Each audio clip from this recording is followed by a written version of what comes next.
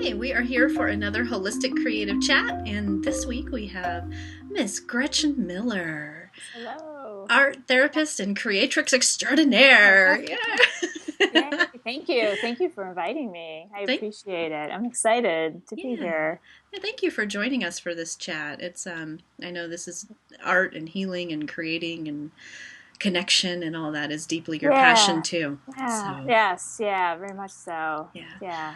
So to begin, you have so many beautiful things that you're involved in all the time. That is like this ripe tree, and the fruit is just out there to Oh. be picked. And I can't keep up with it all the time. So I'm always like, look at what she's doing now, and look at Oh, that, yeah. and oh my goodness. Uh, So I thought we would just start with you and your practice. And okay. if you could tell us a little bit about your history with creative process, and if the connection that you made between creative process and healing, how that worked out for you, Yeah. along those Wow. lines. Yeah. I'm thinking about like in the last like couple years, I've really started to like dedicate like parts of my day to creating. And last year, that was all sort of like inspired by a 365 project that I did. And I had always like wanted to do a 365, but never really thought that I could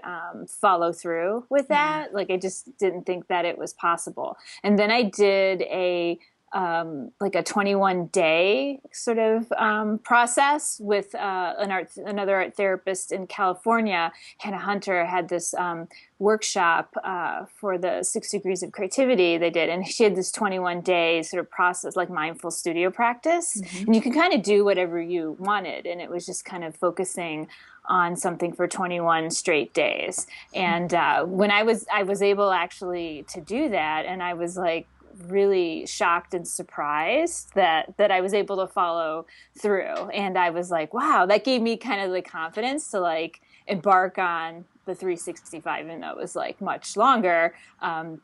It really helped with that. And it wasn't even just like doing it and taking the time to do it, but like what evolved from doing that every day, like within my own like expression and like promoting my own like emotional expression like through art. And you were supposed to pick like a theme, and my theme back then was sort of like around blessings and sort of what that sort of means. And it was really like powerful for me. It really was like a kind of like a life-changing moment, a little Yeah. bit, like just doing that and doing that every day. So then when I kicked off, being able to do that 365, I focused that around the intentions that I usually set at the beginning of each year, which I've actually, I think like maybe this is like the 6th year I've done that. And I usually do like a altered book, like a board book to do that. And I did that with the 21 Secrets workshop when I was involved with that. And that's always very powerful, doing the revolution in the board book. But I wanted to do something that I would be like mindful of those intentions like every day. The book was nice to kind of look back at or to remind myself to have around, but to do something like active like every day, to have those in my awareness, was like the foundation of the 365 last year. And that was very helpful in my own process related to like what I wanted to put out into the world and what I wanted to sort of receive. And just being like focused around those. I think there were like 6 or 7 intentions throughout that year. And again, it was very like altering in the sense of like being able to develop as a person and in my work and as an artist, and just in general, like through what I was doing with like those little kind of tags. So when that was over, I was kind of like, oh, am I going to do this like again, or can I don't know. And because I really was like really in the groove of like doing art like every day. And but then also thinking like, well, do I want to like have a break from this? I'm not sure. And Yeah. so I decided, yeah, I think I'm going to like continue, but I didn't do it around specifically the revolution intentions that I had for this year, even though they kind of find their way in there, but I kind of gave myself the permission to have it more open ended and just kind of whatever comes and play with materials or other cool prompts that I see that are out there, Sure. just in general. And it's been different than like last year's, finding like that sort of groove of this one, and it's starting kind of to emerge as its own, not its own like a copy of like last year's, I guess, Yeah. in Yeah. my head. Yeah, it's like evolving more. So I'm glad that I'm like continuing to do it, and it very much helps me, like, I think, take time throughout the day to just focus, and be still, like in that kind of moment, to do that. Because I feel like when I'm doing art is really the only time that I'm like still, like, I you understand know, that. I understand that. It becomes almost like a meditation practice yeah, is for some people, and yeah, yeah. it's very similar for me too. And do you find that you had a time of day that you liked, or was it something that you were really organic with? Like, how did you Uh, structure that? Yeah, I think I've been like more organic about it. I was Yeah. speaking to somebody about this like earlier in the week, through email. We were talking about that because I was curious about somebody else's like routine that they had with their daily practice, and I kind of wish sometimes like I had more of a routine. Yeah.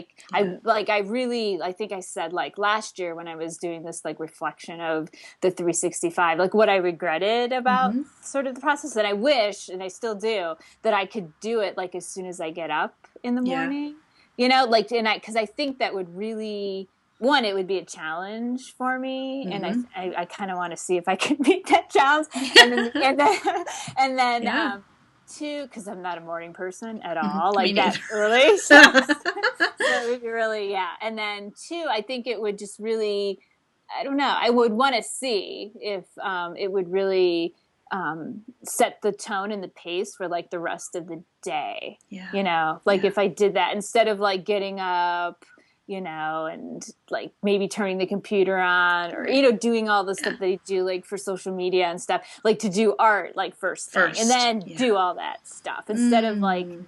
I probably do the opposite, I would say, because mid morning is really actually like the time that I do it the most, and actually the time that I enjoy it the most, because that's like before I go to work and before I like transition into that sort of headspace. So Mm. if I get that done, then I have time then, and I can really Sure. kind of focus on it.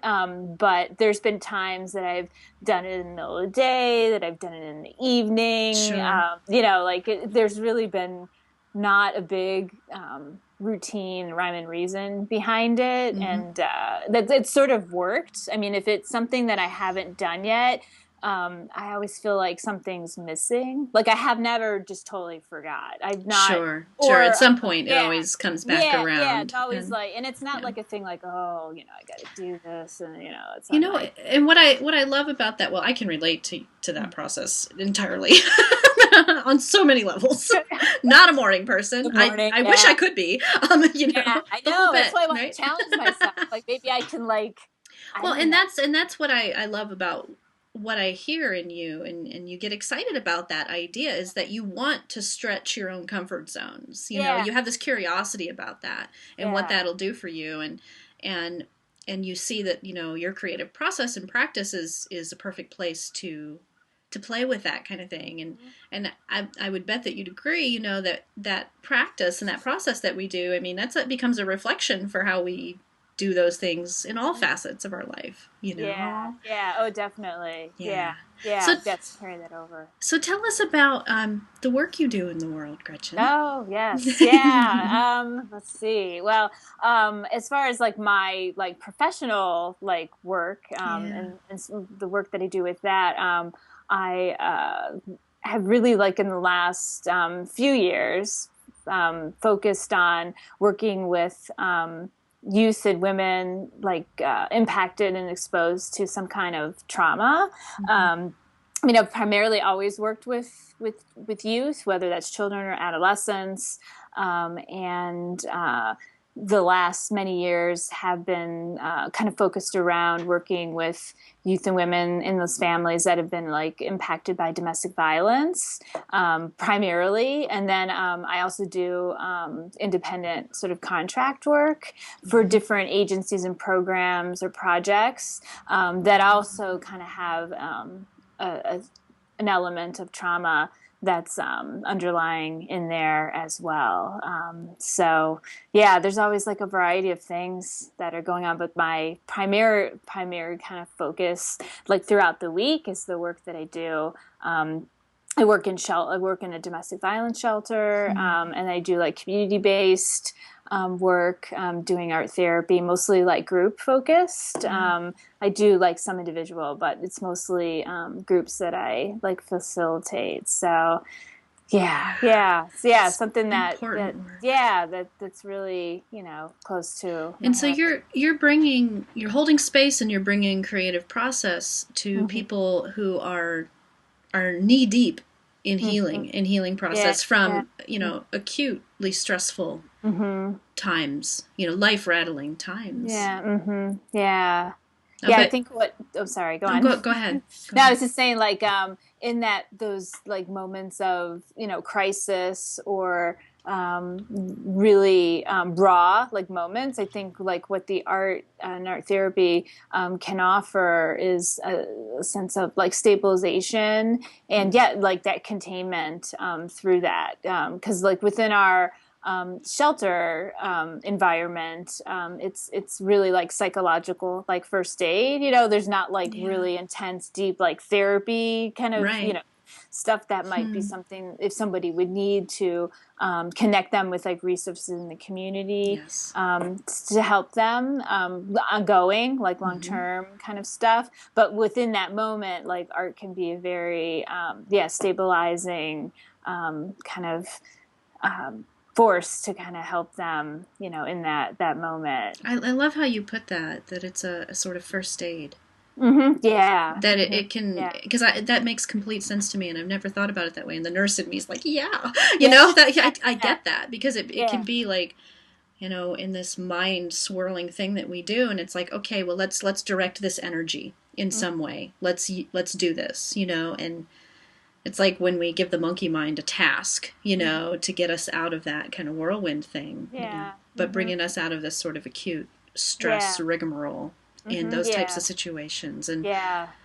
that's Yeah. beautiful. That's Yeah, I think beautiful. like all the like the services and the sort of way that we all work in shelter, whether it's like, you know, what I do in art therapy or the other staff that I work with, like kind of have that sort of approach with what we do because it is so like intense with the needs that are like coming in at times. Yeah, and it offers that, like you said, container, I believe, but Yeah. it's that like safe. It becomes a safe Yes, space. yes, yeah, and establishing and reestablishing The that safety. safety is so important. And Yeah. art is such a wonderful way to do that. You know, when people are kind of ready to, you know, to help, you know, to explore that more. But yeah, using the art as sort of a grounding tool for safety is, you know, a lot of the work that I do.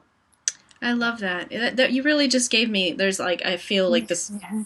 thing happening with this Yeah. notion of safety and the Mhm. concept of healing that I just hadn't quite paired up before.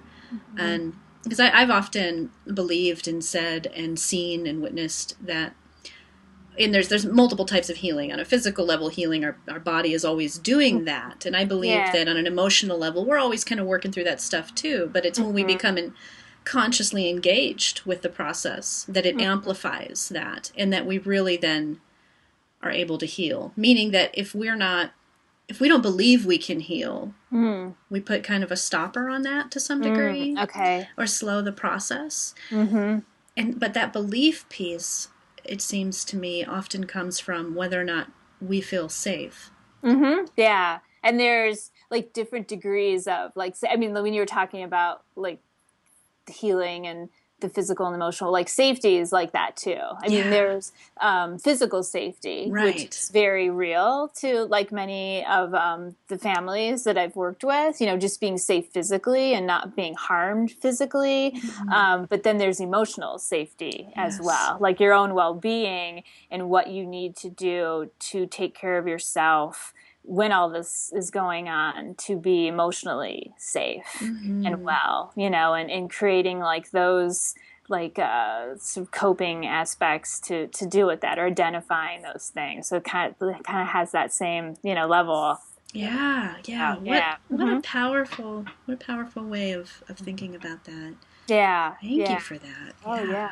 Yeah. Yeah. And art is like such, yeah, again, like a great way to and say like non-threatening and definitely less anxiety provoking than maybe like just talking about Yeah. it. Yeah. So something else I would like to talk about with you, because I Mm-hmm. know you're very passionate about this too, and you work Mm-hmm. in groups, is this sense Mm-hmm. of creative process in community. And so, what do you find?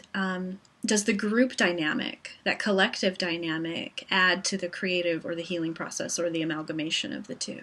I think like when I think about like my like professional work and the group work that I do with youth, that I mean, not only is it like, you know, stabilizing and that establishing safety or helping to adjust to, you know, the shelter environment, or just, you know, dealing with what, you know, is kind of surrounding them at the time, but it also provides a sense of belonging, that they're not alone. You know, when you work with other people that have experienced something similar to you, or also like struggling or having all this like stuff going on, like you realize you're not like the only one dealing, you know, with that, or experiencing these feelings or reactions, you know, that might seem very odd and strange to you, you know, that Sure. it normalizes it